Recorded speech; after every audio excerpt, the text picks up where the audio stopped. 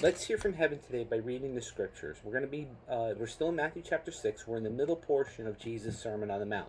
So, in the first part of chapter 6, Jesus taught us how to have the right attitude with regard to religious issues, such as fasting and giving. He told us, we read those two passages. We understand that we are to be humble about it, and that we're only to let God know that we're fasting, and we're only to let God know that we're giving. We're not to parade it around for everybody else to see.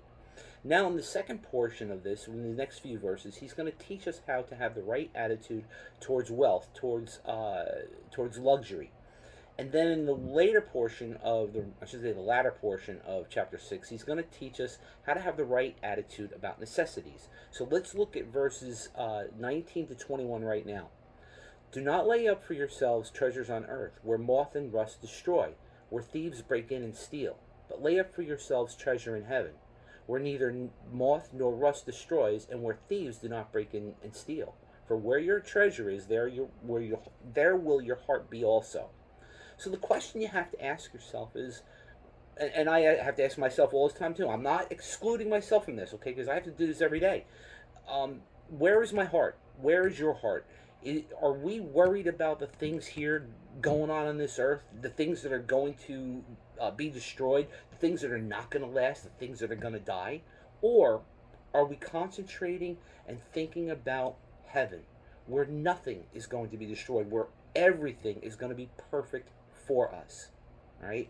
That's what we need to know. We need to know where our heart is, because remember, Jesus wants your heart. He's looking for that. And that's what he wants to work with. He wants to work with what you're thinking. So if you're thinking about what he has and where he is, it's going to be so much better for you, and you're just going to love it. Now, Paul writes this in Colossians. He actually supports what Jesus said. In Colossians chapter 3, verses 2 to 4, he says, set your mind on things above, not on things on earth. For you died, and your life is hidden with Christ in God. When Christ, who is our life, appears, then you also will appear with him in glory.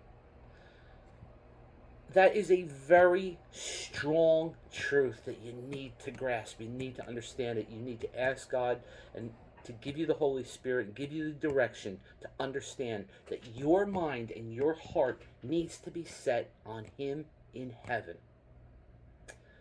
Think about it. Think about God. Think about Jesus. Think about heaven. Think about where you're going to be forever. Remember, all of this stuff is going away.